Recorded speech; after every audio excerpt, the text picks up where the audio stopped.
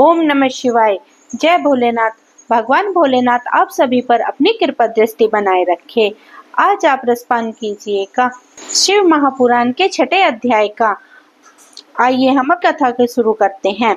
आज के अध्याय में आप सुनेंगे शिवलिंग की संख्या, शिव नैवेद्य और बिलपत्र का महात्म्य, शिव नाम की महिमा, भस्म धारण की महिमा और रुद्राक्ष का महात्म्य। तो आइए अब हम शुरू करते हैं अपने शिव महापुराण अध्याय। सूत जी बोले, महर्षियों, पार्थिव लिंग का पूजन करोड़ों यज्ञ का फल देने वाला है।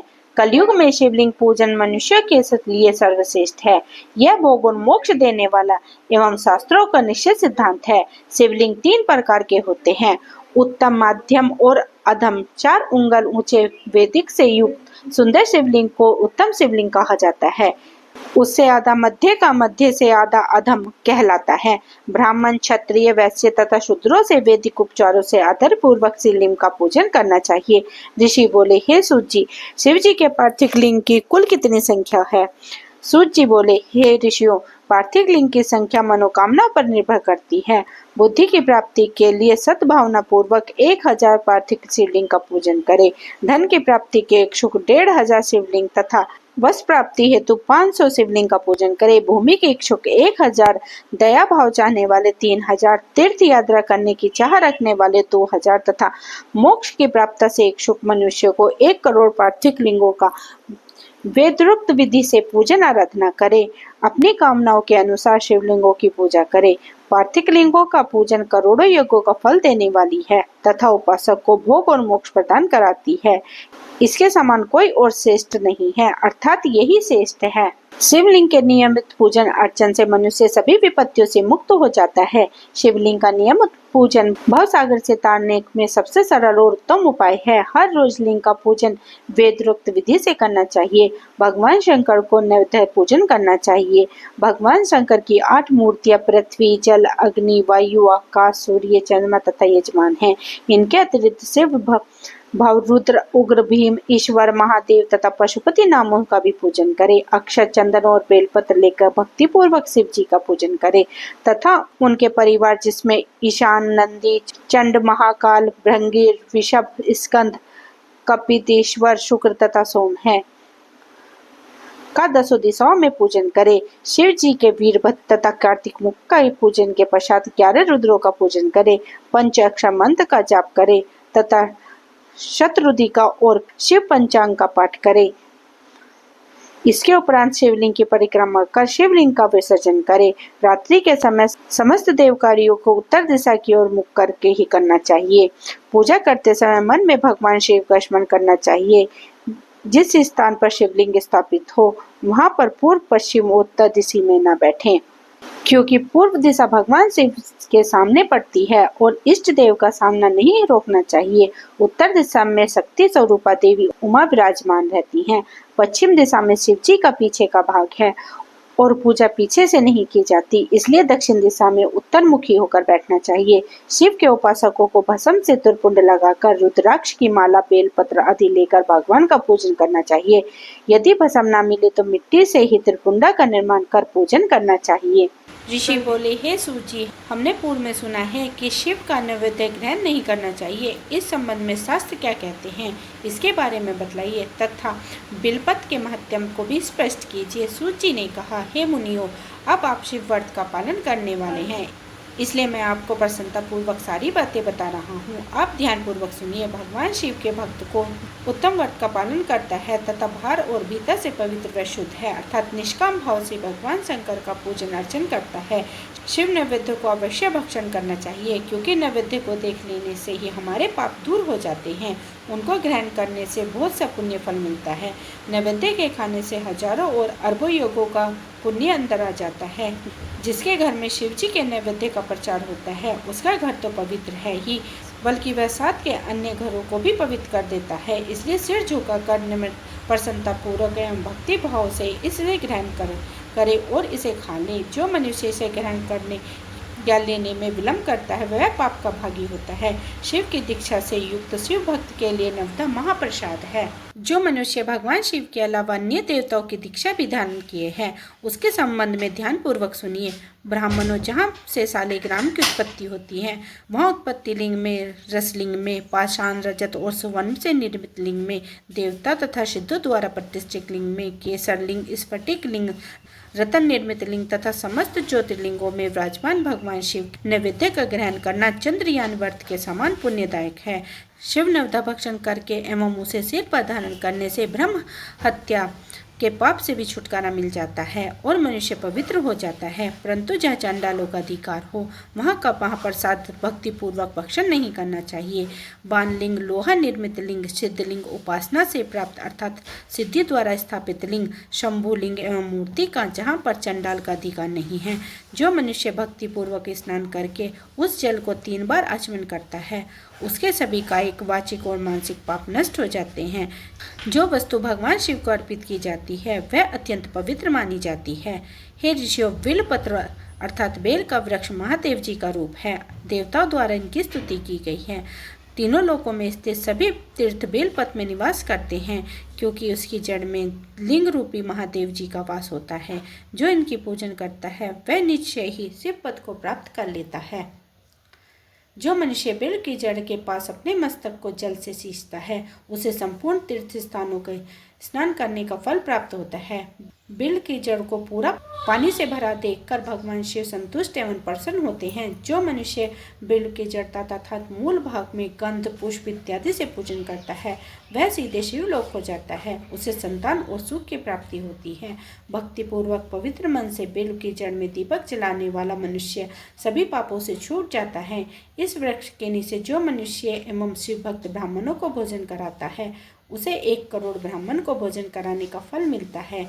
इस वृक्ष के नीचे दूध, घी से पके अन्न का दान करने से दरिद्रता दूर हो जाती है। हे ऋषियों, प्रवृत्ति और निर्वृत्ति के 2 मार्ग हैं। प्रवृत्ति के मार्ग में पूजा पाठ करने से मनोरथ पूर्ण हो जाते हैं। यह संपूर्ण अभीष्ट फल प्रदान कराता है। किसी सुपात्र गुरु द्वारा विधि विधान से पूजा कराए। अभिषेक के बाद अगहनी चावल से बना नैवेद्य अर्पण करें। पूजा के अंत में शिवलिंग को संपुट में विराजमान कर घर के किसी शुद्ध स्थान पर रख दें। निर्वित मार्ग उपासकों को हाथ से ही पूजा करनी चाहिए। भिक्षा से प्राप्त भोजन को ही नैवेद्य के रूप में अर्पित करें। निर्मित पुरुष के लिए सूक्ष्म लिंग ही श्रेष्ठ है। विभूति से पूजा करें तथा विभूति को ही निवेद्य करें। पूजा करने के उपरांत लिंग को मस्तक पर धारण करें। ऋषि बोले, हे व्यास शिष्य सूची, आपको नमस्कार है। हम पर कृपा कर हमें परम उत्तम रुद्राक्ष तथा शिव नाम की महिमा का मातम सुनाइए। सूत जी बोले, हे ऋषियों, आपने बहुत ही उत्तम तथा समस्त लोगों के हित की बात पूछी है। भगवान शिव की उपासना करने से वाले मनुष्य धन्य हैं। उनका मनुष्य होना सफल हो गया है। साथ ही शिव भक्ति से उनके कुल का भी उद्धार हो गया है। जो मुख मनुष्य अपने से सदाशिव और शिव के नामों का उच्चारण करता है पाप उसका स्पर्श नहीं कर पाता है। भस्म, रुद्राक्ष और शिव नाम त्रिवेणी के महापुण्य में है।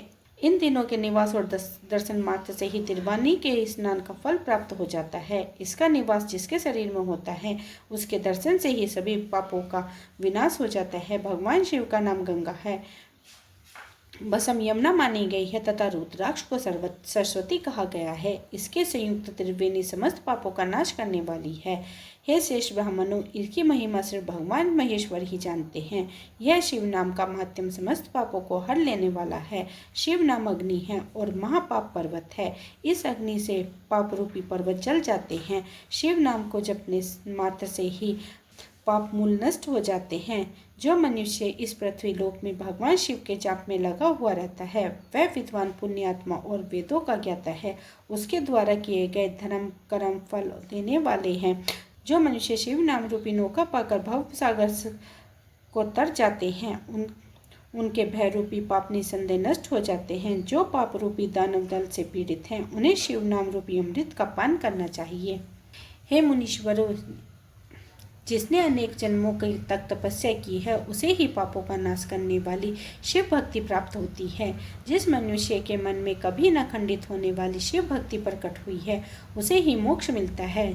जो अनेक पाप करके भी भगवान शिव के नाम जाप में आदरपूर्वक लगाया गया है वह समस्त पापों से मुक्त हो जाता है। इसमें जरा भी संशय नहीं है। जिस प्रकार जंगल में दानव दल से दग्ध हुआ वृक्ष भस्म हो जाता है उसी प्रकार शिव नाम रूपी दानव नल से दग्ध होकर उसके सारे पाप भस्म हो जाते हैं। इसके भस्म लगाने से अग्नि पवित्र हो जाती है और जो आदर से शिव नाम जपता है वह इस अर्थात भव सागर से पार हो जाता है। संपूर्ण वेदों का अवलोकन करके महर्षियों ने शिव नाम को संसार सागर से पार कराने वाला उपाय बताया है। भगवान शंकर के एक नाम में भी पाप को समाप्त करने की इतनी शक्ति है कि उतने पातक कई मनुष्य कर ही नहीं सकता। पूर्व काल में इंद्रप्रद्यु नाम का एक महापापी राजा हुआ। एक ब्राह्मण युवती जो बहुत पाप कर चुकी थी शिव नाम के प्रभाव से दोनों उत्तम गति को प्राप्त हुए। हे द्विज, इस प्रकार मैंने तुमसे भगवान शिव की महिमा का वर्णन किया। सूत जी ने कहा, हे ऋषियों, अब मैं तुम्हारे लिए समस्त वस्त्रों को पावन कर देने वाली भस्म का महात्म्य सुनाता हूँ।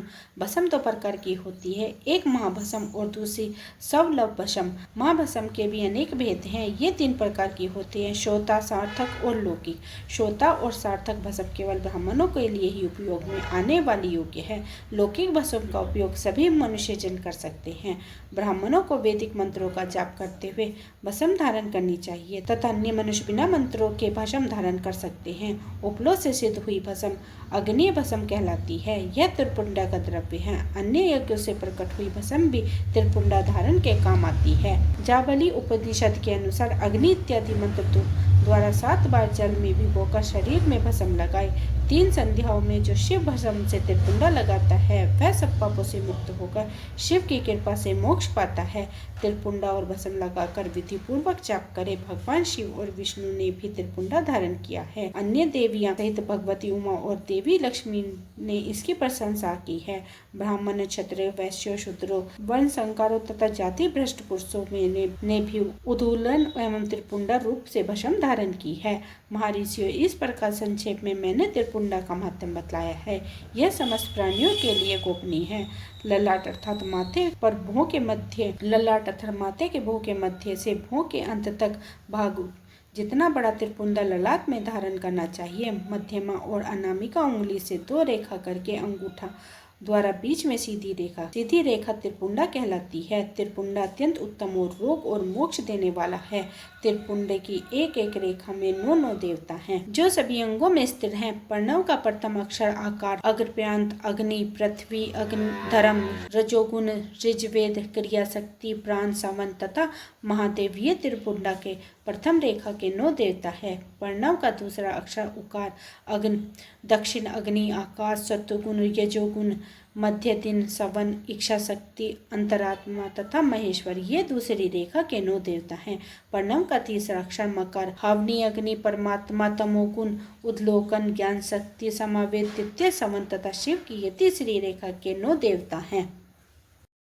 प्रतिदिन स्नान से शुद्ध होकर भक्ति भाव से त्रिपुंड में स्थित देवताओं को नमस्कार त्रिपुंडा धारण कर तो भोग और मोक्ष दोनों की प्राप्ति होती है। भस्म को 32, 16, 8 अथवा 5 स्थानों में धारण करें। सिर, माथा, दोनों कान, दोनों आंखें, नाक के दोनों नाथों, दोनों हाथ, मुंह, कंठ, दोनों कोहनी तथा दोनों भुजादंड, हृदय, दोनों बगल, नाभि, दोनों अंडकोश, दोनों उदर, दोनों घुटने, दोनों पिंडली, दोनों जांघ और पांव आदि 32 अंगों के क्रम से अग्नि, वायु, पृथ्वी, देश, 10 दिशाएं, 10 दिक्पाल, 8 वसुंधरा, ध्रुव, सोम, आम, अनिल, प्रत्यकाल इत्यादि का नाम लेकर भक्तिभाव से त्रिपुंडा धारण करें अतः एवं एकचित होकर 16 स्थान में त्रिपुंडा धारण करें।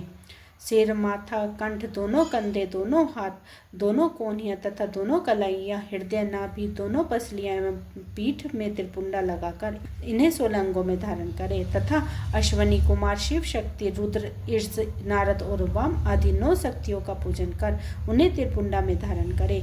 सिर, बालों, दोनों कान, मुंह, दोनों हाथ, हृदय, नाभि, उग्र युगल, दोनों पिंडली एवं दोनों पर पाँव इन 16 अंगों में क्रम से शिव, चंद्रमा, रुद्र, ब्रह्मा, गणेश, लक्ष्मी, विष्णु, शिव, प्रजापति, नाग, दोनों नाग कन्या, ऋषि कन्या, समुद्र तीर्थ इत्यादि के नाम स्मरण कर त्रिपुंडा भस्म धारण करें। माथा, दोनों कान, दोनों कंधे, छाती, नाभि एवं गुह अंग आदि 8 भागों में सप्त ऋषि ब्राह्मणों का नाम लेकर भस्म धारण करें तथा मस्तक, दोनों भुजा, हृदय और नाभि इस 5 स्थानों को भस्म धारण करने के योग्य बताया गया है।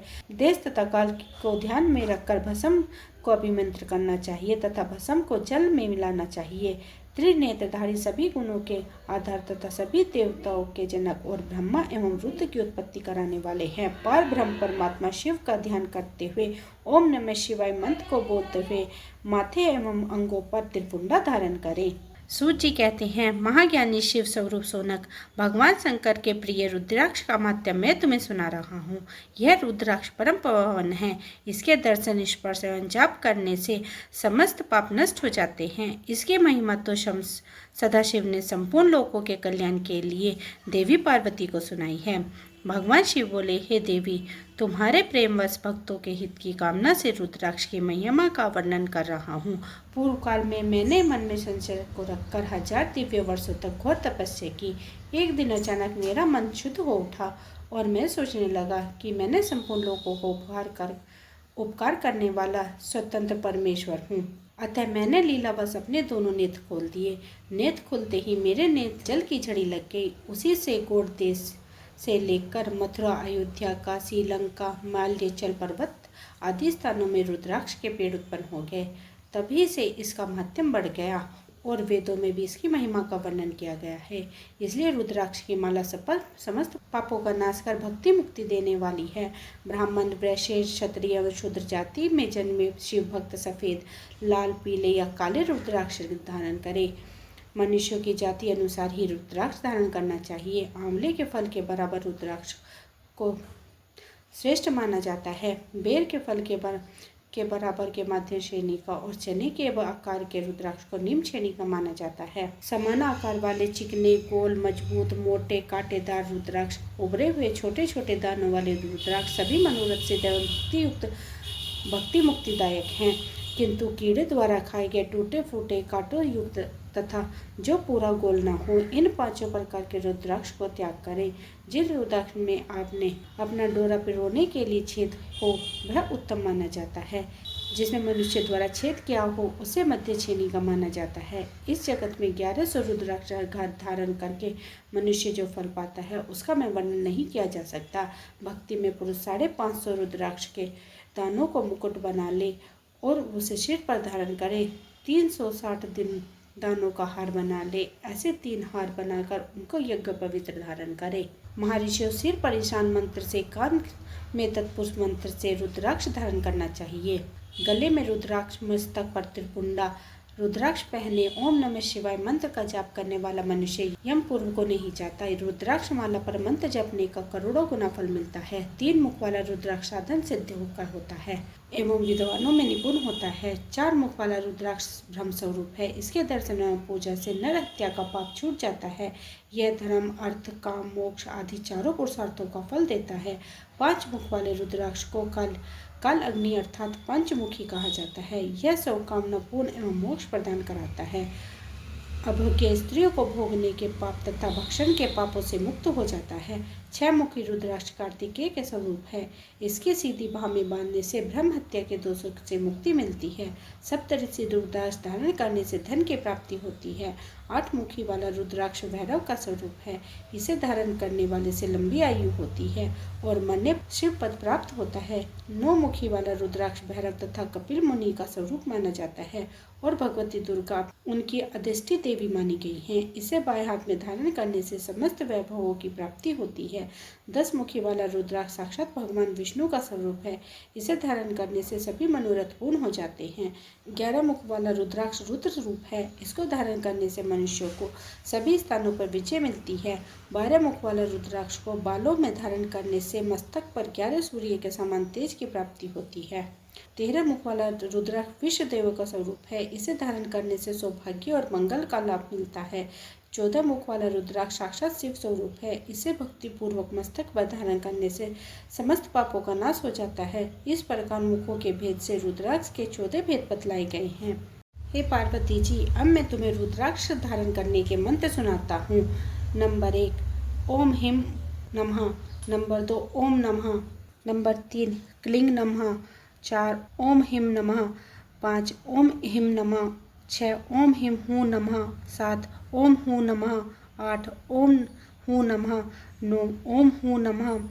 10 ओम हूँ नमः। 11 ओम ही हूँ नमः। 12 ओम हूँ नमः। 13 ओम कोर छोरो नमः। 14 ओम ही नमः। इन 14 मंत्रों द्वारा क्रम से 1 से लेकर 14 मुख वाले रुद्राक्ष धारण करने का विधान है। साधक को नींद और आलस्य को त्याग कर भक्ति युक्त से मंत्र द्वारा रुद्राक्ष का धारण करना चाहिए। रुद्राक्ष की माला धारण करने वाले मनुष्यों को देखकर भूत प्रेत पिशाच डंकनी शकुनी दूर भाग जाते हैं। रुद्राक्ष धारण पुरुष को देखकर स्वयं में भगवान विष्णु, देवी दुर्गा, गणेश, सूर्य तथा अन्य देवता भी प्रसन्न हो जाते हैं। इसलिए धर्म की वृद्धि के लिए भक्तिपूर्वक मंत्रों द्वारा विधिवत रुद्राक्ष धारण करना चाहिए। मुनीश्वर भगवान शिव ने देवी पार्वती से जो कुछ कहा था वह मैंने आपको कह सुनाया है। मैंने आपको समक्ष विद्येश्वर संहिता का वर्णन किया है। यह संहिता संपूर्ण सिद्धियों को देने वाली है तथा भगवान शिव की आज्ञा से मोक्ष प्रदान कराने वाली है। जो मनुष्य इसे नित्य पढ़ते अथवा सुनते हैं वह पुत्र पौधा आदि से सुख भोग कर सुख में जीवन व्यतीत करके अंत में शिव रूप होकर मुक्त हो जाते हैं। जय भोलेनाथ। आज का अध्याय यहीं समाप्त हुआ। आगे की कथा सुनने के लिए आप हमारे चैनल को सब्सक्राइब करें और कमेंट बॉक्स में जय भोलेनाथ जरूर लिखें, जिससे कि मुझे पता लगे कि आपको मेरे अध्याय पसंद आ रहे हैं। और प्लीज़ मेरी वीडियो को लाइक करें और परिवार और भक्तजनों में शेयर करें। मिलती हूँ इससे आगे के अध्याय के साथ। तब तक के लिए हरे कृष्णा, राधे राधे।